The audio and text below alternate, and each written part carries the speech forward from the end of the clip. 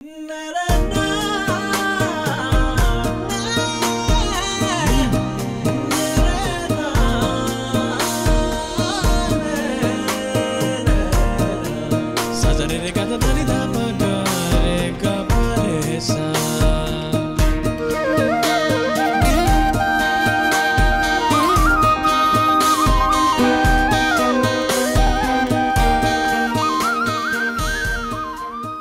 দর্শক মণ্ডলী, আজকে আমরা একটি বিশেষ অনুষ্ঠান করার জন্য বসেছি। কারণ প্রকৃতি ও যৌবন অনুষ্ঠানের যেই অনুষ্ঠানটি আজকে আমরা করতে যাচ্ছি সেটা হলো বিশ্ব পরিযায়ী পাখি দিবস উপলক্ষে।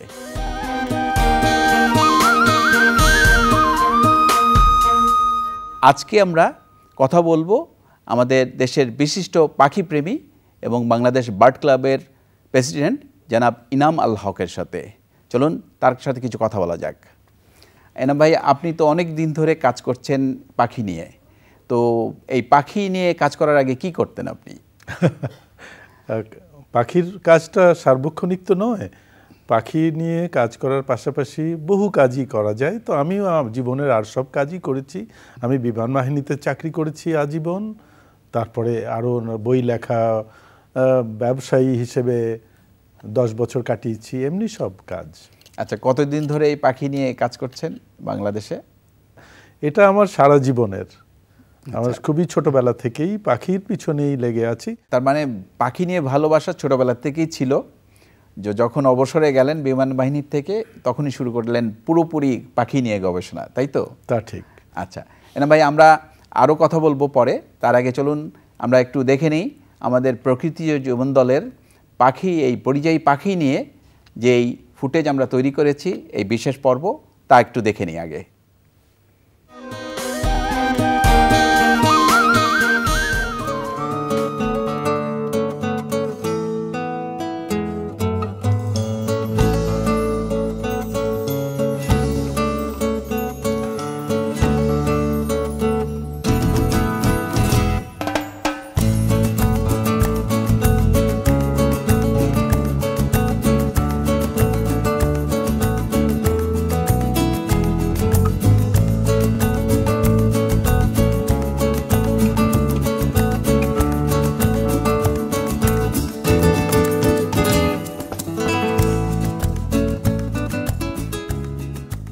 বাংলাদেশের জীববৈচিত্র্যের একটি বড় অংশ দখল করে আছে পক্ষীকুল।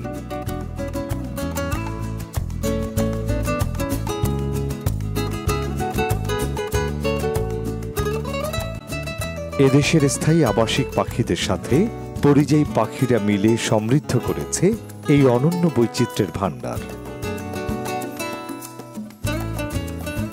পরিযায়ী পাখিরা শীতকালে উপযুক্ত আবাস ও খাদ্যের সন্ধানে সুদূর সাইবেরিয়া ও অন্যান্য শীতপ্রধান এলাকা থেকে আমাদের দেশে আসে।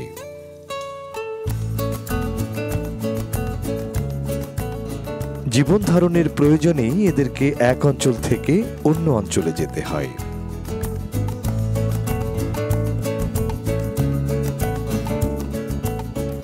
এরা প্রধানত শীতকালে উত্তর গোলার্ধ থেকে দক্ষিণ গোলার্ধের দেশগুলোর দিকে ছুটে চলে। এই পথ চলায় তারা পাড়ি দেয় হাজার হাজার কিলোমিটার পথ। এসব পাখিদের কেউ দিবাচর, কেউ নিশাচর। তবে পরিযায়নের সময় অধিকাংশ পাখি রাতেই চলাচল করে।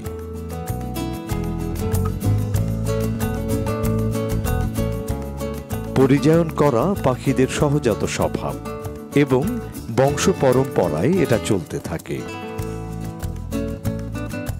একটি অঞ্চলে পরিযায়ন শেষে পাখিরা ফিরে যায় তাদের প্রজনন ভূমিতে। এই পাখিগুলোকে বিজ্ঞানীরা পরিযায়ী পাখি বললেও সাধারণ মানুষের কাছে এরা অতিথি পাখি বা শীতের পাখি বলে পরিচিত। কারণ এদেশে আসা অধিকাংশই মূলত শীতকালীন পরিযায়ী পাখি।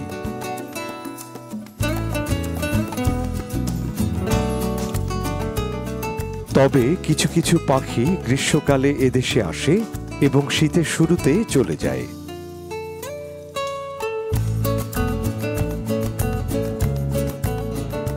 এছাড়া অল্প সংখ্যক পাখি বসন্তে বা হেমন্তে স্বল্প সময়ের জন্য এদেশে থাকে, যাদেরকে পান্থ পরিযায়ী বলা হয়। বাংলাদেশের প্রায় 6.5 শতাধিক পাখি প্রজাতির একটি বড় অংশ দখল করে আছে পরিযায়ী পাখি।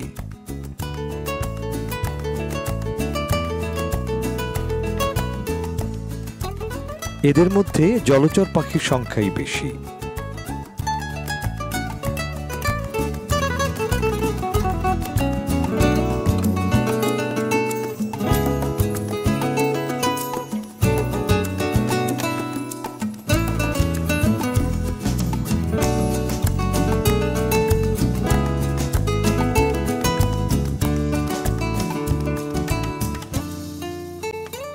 এদেশের মোট জলাভূমির পাখির মধ্যে প্রায় 10 ভাগ স্থানীয়, বাকি 90 ভাগই পরিযায়ী পাখি।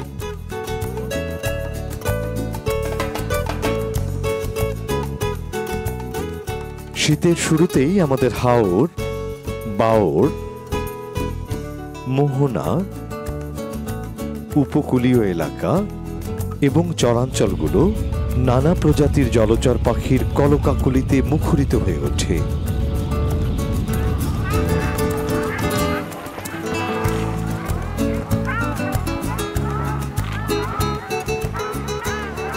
আমাদের দেশের 28 প্রজাতির হাঁসের মধ্যে অধিকাংশই পরিযায়ী।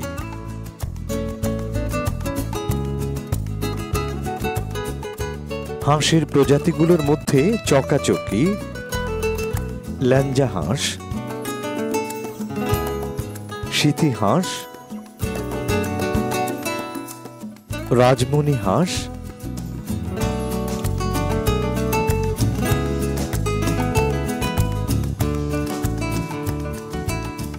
পাতি হাঁস, টিকি হাঁস, রাজহাঁস ইত্যাদি উল্লেখযোগ্য। নদী চরাঞ্চলের চেয়ে সংখ্যায় এদেরকে সবচেয়ে বেশি দেখা যায় হাওর অঞ্চলে।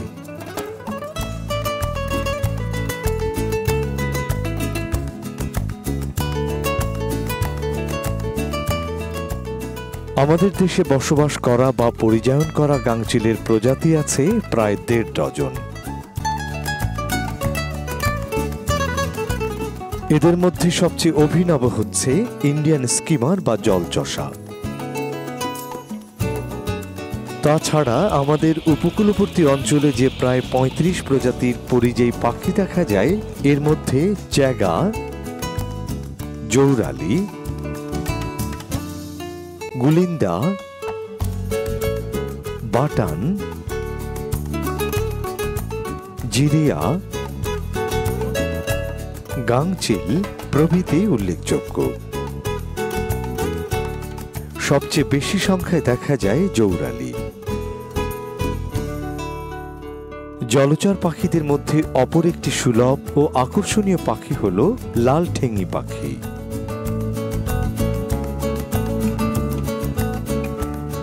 বিভিন্ন জলাশয়ে সরু ঠোঁটের এই পাখিটি ঝাঁক বেঁধে বিচরণ করে।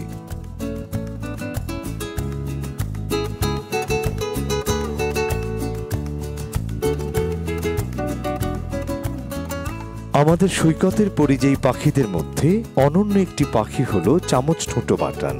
তবে নানা কারণে পাখিটি এখন মহাবিপন্ন অবস্থায় আছে। জলচর পাখি ছাড়াও বেশ কিছু স্থলচর ও বনের পাখিও আমাদের দেশে আসে। এদের মধ্যে আছে সাদা টুপি পানগিদ্দি, সাইবেরীয় চুনিকণ্ঠী, মেটে মাথা ক্যানারি চুটকি, বিভিন্ন প্রজাতির ফুটকি ইত্যাদি। ছোট আকারের এই পাখিদের সাধারণত পাহাড়ি ঝর্ণার পাশে অথবা ঝোপঝাড়যুক্ত এলাকায় দেখা যায়। এই পাখিগুলো বেশ ছটফটে স্বভাবের।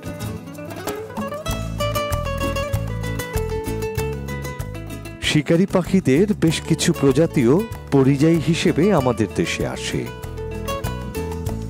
পরিযায়ী পাখিদের মধ্যে পতঙ্গভুক পাখিরা বিভিন্ন ধরনের ক্ষতিকারক পোকামাকড় খেয়ে ফসলকে রক্ষা করে থাকে।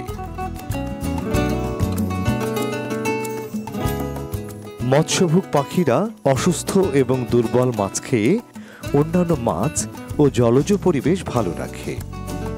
ইঁদুরভোগ পাখিরা ইঁদুর খেয়ে কৃষকদের উপকার করে থাকে।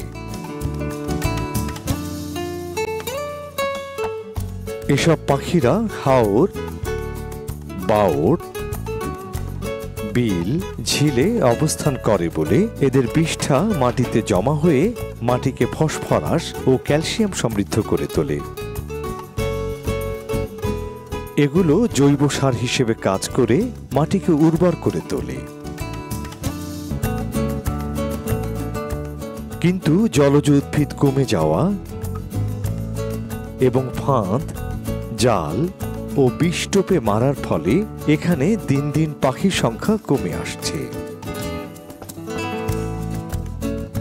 এছাড়া নানা কারণে আমাদের দেশের বনাঞ্চল কমে আসা এবং জলাশয় ভরাট হয়ে আসার ফলে পরিযায়ী পাখির সংখ্যা ক্রমান্বয়ে কমে যাচ্ছে।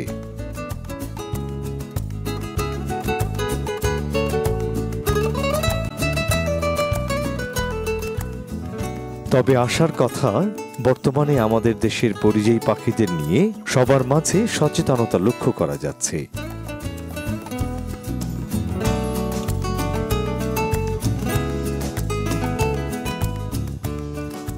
সেই সাথে চলছে নানা ধরনের গবেষণা।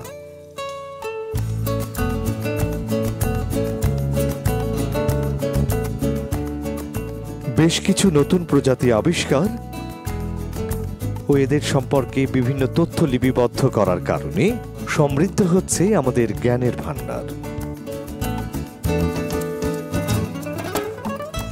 পরিযায়ী পাখির পায়ে রিং পরানোর মধ্য দিয়ে সংগৃহীত তথ্য ভবিষ্যতের গবেষণার দ্বারও উন্মোচন করছে। এ ধরনের গবেষণা কার্যক্রমের ধারাবাহিকতা রক্ষা করা জরুরি।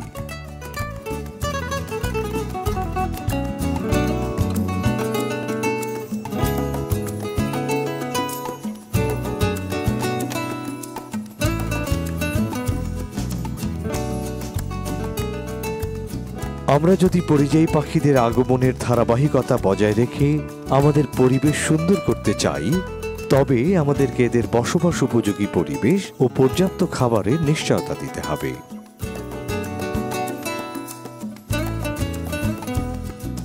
এর জন্য প্রয়োজন সরকার ও জনগণের সম্মিলিত প্রয়াস। তবেই নান্দনিক সৌন্দর্যের সাথে সাথে পরিবেশের সাম্যাবস্থাও বজায় থাকবে।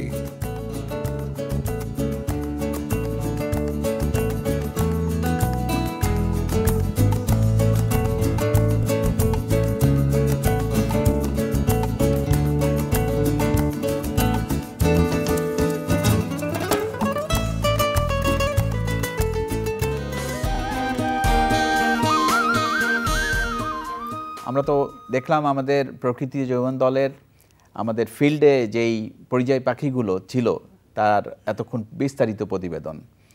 তা আমাদের এই যে পরিযায়ী পাখিগুলো বাংলাদেশে যে আসে, এই পাখিগুলোকে কি আমরা অতিথি পাখি বলবো না পরিযায়ী পাখি বলবো, কি বলবো? এটা অবশ্যই পরিযায়ী পাখি বলবো, অতিথি নয়।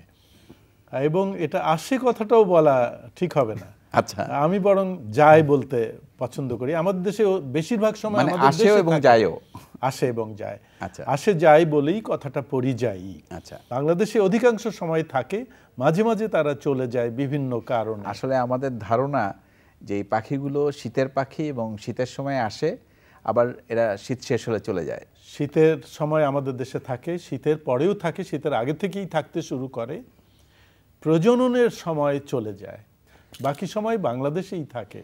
তাহলে আমরা কেন বলি যে শীতের পাখি অথবা অতিথি পাখি, এবং আমরা কেন আমাদের এই ধারণাটা যে এরা এসে আবার চলে যায়?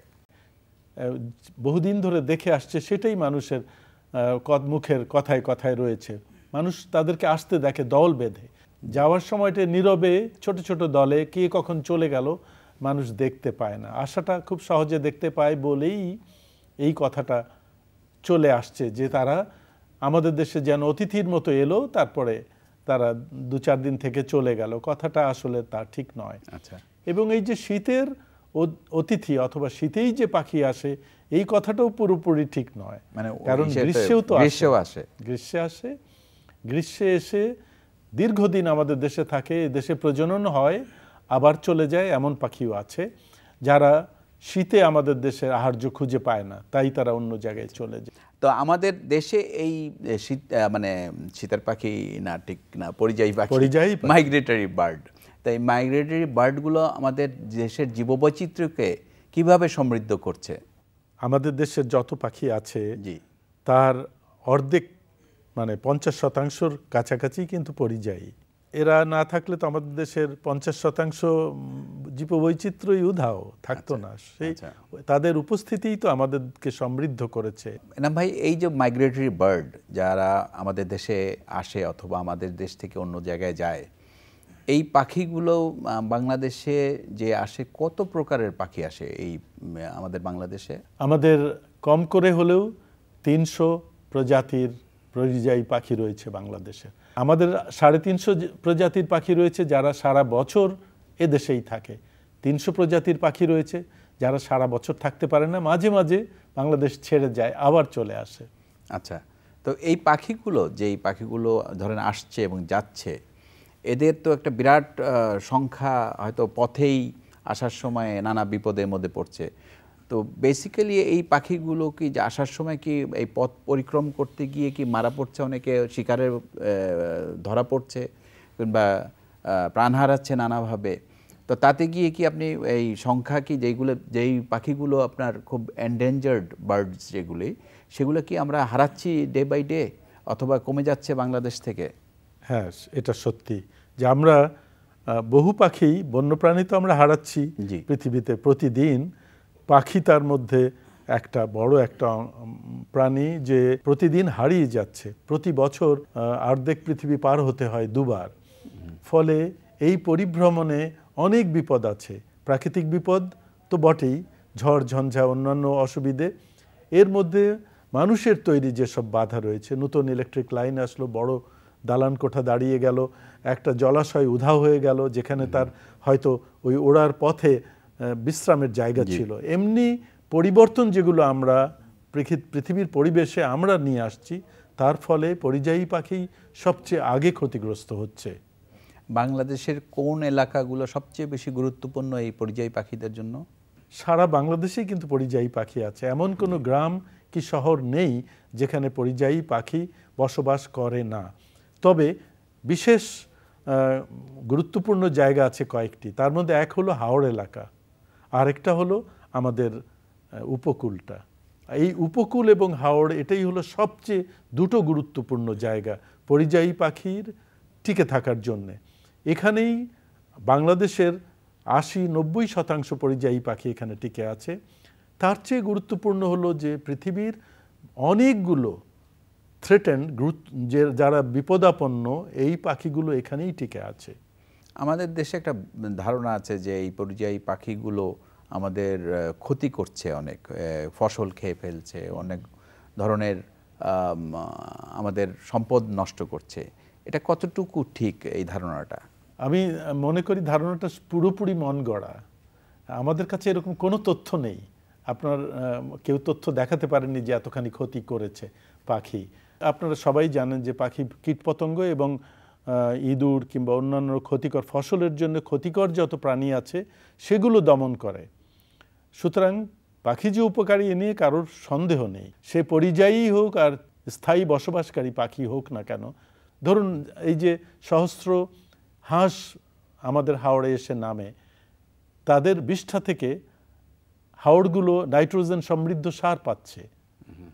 আমরা এটা জানি যে একটা বড় হাওড় প্রতিদিন কম করে হলো 1 টন নাইট্রোজেন সমৃদ্ধ সার হাঁসের কাছ থেকে পেয়ে থাকে, এই পরিযায়ী পাখির কাছ থেকে। ঠিক ওই হাওড়ে কেউ কি দেখাতে পারে যে সে 1% ক্ষতি করে থাকে? এবং এই হাঁসের এই বীজটা তো আপনার খাবার হিসাবেও মাছগুলো গ্রহণ করছে, তাই তো? খাবার হিসেবেও কোনো মাছ গ্রহণ করে। সবচেয়ে বড় কথা হলো যে এই যে নাইট্রোজেন সমৃদ্ধ বীজটা পড়লো, তার ফলেই হাওড়ে এবং অন্যান্য জলাশয়ে গাছপালা, উদ্ভিদ তৈরি হয়, যেটা মাছের খাদ্য। মাছের প্রধান খাদ্য হলো জলজ উদ্ভিদ, সেটাতে সার দিচ্ছে কিন্তু এই হাঁসগুলো। কেউ কোনো বিজ্ঞানী কিংবা কোনো পর্যবেক্ষক আজ পর্যন্ত একটা তথ্য আমাদের এদেশে দিতে পারেননি, কোনো দেশেই দেয়া হয়নি যে পাখির দ্বারা কোনো বড় ক্ষতি হচ্ছে। উপকারের পরিমাণটা এতই বেশি যে ক্ষতির পরিমাণটা খুবই নগণ্য, তাই তো? তারপরেও কিন্তু আমরা পরিসংখ্যান জানতে চাই, আমরা আজও পাইনি। কিন্তু আমার ধারণা যে ক্ষতি প্রায় তুচ্ছ। আচ্ছা, বিশ্বব্যাপী বিপন্ন এই পরিযায়ী পাখি গুলোর বাংলাদেশের অবস্থা কি? বাংলাদেশে যে বিপন্ন পাখিগুলো রয়েছে তার দুই একটার কথা বলি অবস্থা, তাহলে আপনি বুঝতে পারবেন। ধরুন, একটি বিপন্ন পাখি আমাদের হাওড়ে বাসা বাঁধে, শীতে এসে সে বাসা করে। সবাই চেনে তাকে, কিন্তু কুড়া বলে স্থানীয় লোকেরা, আমরা বলি পালাসি কুড়া ঈগল। এই পাখিটির জীবনের কথা ভাবুন, সে স্থায়ীভাবে থাকে না, ফলে তার যে গাছে সে বাসা করে সেই গাছটি তার সারা বছর দখলে থাকে না, কিন্তু তার একটা গাছ চাই সেখানে যে সে বাসা করবে। সে বাসা করে ডিম দিয়ে বাচ্চা তুললে বাচ্চাগুলো যখন ফোটে, ধরুন এই সময়ে তার বাচ্চা বড় হয়েছে এই মে মাসে, কিন্তু মে মাসে এখন আমাদের দেশে হাওড়ের পানি অনেক বেশি বেড়ে যাবে, ফলে সেখানে মাছ শিকার করা সম্ভব নয়। এরা মাছ শিকার করেই টিকে থাকে। তো বাচ্চাগুলো কি করে, তারা উত্তরে উড়াল দেয় এবং পুরো হিমালয় পর্বত পার হয়ে যায়, যে তিব্বতের যে হ্রদগুলো আছে যেখানে কোনো মানুষজন নেই, কিন্তু সেখানে বরফ সরে গেছে এখন শুধু মাছ সেখানে সে মাছ শিকার করে বেঁচে থাকে।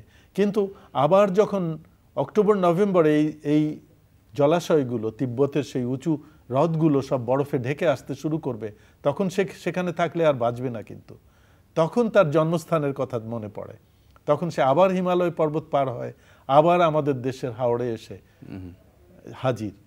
আচ্ছা, এখন হাওড়ে এলো, কিন্তু যে গাছটিতে সে বসতো, বিশ্রাম নিত, কিংবা যেখানে তার জন্ম হয়েছিল সেই গাছটি কিন্তু বেদখল হয়ে গেছে।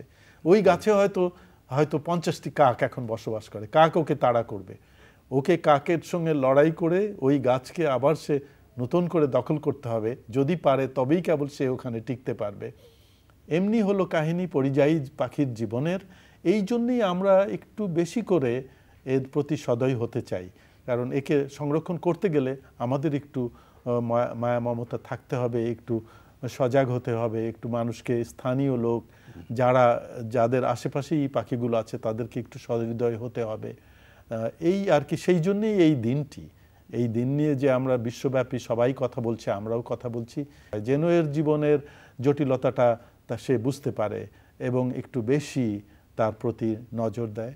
আমাদের দেশে অনেকেই দেখি এই পাখিগুলোকে শিকার করে, আজকাল তো জাল দিয়েও ধরে, আপনার বিষ দিয়েও মারে, কিন্তু আমরা এই ব্যাপারটাকে কিভাবে আমরা বন্ধ করতে পারি? মানে আইন করে তো সব বন্ধ হবে না, এই অ্যাওয়ারনেসটা কিভাবে আমরা তৈরি করতে পারি মানুষের মাঝে? বিষ দিয়ে মারাটা বেশি ভয়াবহ, ভয়ানক, ক্ষতিকর মানুষের জন্য এবং পাখির জন্যও। বিষ দিয়ে মারতে গেলে হলো কি, সে যে কয়টি পাখি বিক্রি করতে পারবে তার থেকে 10 গুণ পাখির সে ক্ষতি করবে, যারা পরে পাখিগুলো দূরে যেয়ে মারা যাবে, তারও কোনো উপকার হলো না, অথচ পাখিগুলো ধ্বংস হলো। এটা একটা খুবই ভয়ানক জিনিস। এটা কিন্তু আগে কোনোদিনও আমাদের দেশে ছিল না, এটা একেবারে ইদানিং শুরু হয়েছে এবং ক্রমেই বেড়ে চলেছে। এটা আমাদের বন্ধ করতেই হবে। আজকে বিশ্ব পরিযায়ী পাখি দিবস উপলক্ষে আমাদের দর্শকদের কি আপনি কোনো স্পেসিফিক মেসেজ দিবেন? হ্যাঁ, নিশ্চয়ই। আমি দর্শকদের বলবো যে আমাদের মতোই পাখি দেখে উপভোগ করুন, খেয়ে নয়, এবং পাখি যে এলাকাগুলোতে আছে সেই এলাকাগুলোও সুন্দর, সেখানে যান, পাখি দেখুন এবং পাখিগুলোকে সেখানেই সংরক্ষণ করুন। সংরক্ষণের সব রকম কাজে হাত দিন, জীবনে অনেক আনন্দ পাবেন। এনাম ভাই, আপনাকে অনেক ধন্যবাদ। অনেক কিছু জানা গেল বিশ্ব পরিযায়ী পাখি দিবসের এই বিশেষ অনুষ্ঠানে। এই বিশেষ অনুষ্ঠানটা করার জন্য আপনাদেরকে ধন্যবাদ। দর্শক মণ্ডলী, প্রকৃতি ও জীবন অনুষ্ঠানে এবারের সেগমেন্টটি হচ্ছে আপনি জানেন কি। চলুন জানা যাক পরিযায়ী পাখি নিয়ে কিছু তথ্য। আপনি জানেন কি, মহাসাগর পাড়ি দেয়া পরিযায়ী পাখিগুলো একটানা 100 ঘন্টারও বেশি সময় ধরে ওড়ার পর বিশ্রাম নেয়। পরিযায়ী পাখিরা পথ চলার সময় প্রজাতিভেদে ঘন্টায় 25 থেকে 70 কিলোমিটার বেগে উঠতে পারে। মাত্র 10 গ্রাম ওজনের পরিযায়ী পাখি বড় ঠুঁটি ফুঁটকি প্রায় 2500 মাইল পথ পাড়ি দিয়ে বাংলাদেশে আসে। বেশিরভাগ পাখিদের ওড়ার ক্ষেত্রে উচ্চতা থাকে 10,000 ফুটের নিচে, কিন্তু কোনো কোনো পাখিকে 2700 ফুট উচ্চতায় উঠতে দেখা যায়। চলার পথে পরিযায়ী পাখিরা সূর্য, নক্ষত্র, পাহাড়, সমুদ্র উপকূল ইত্যাদির সাহায্যে দিক নির্ণয় করে থাকে।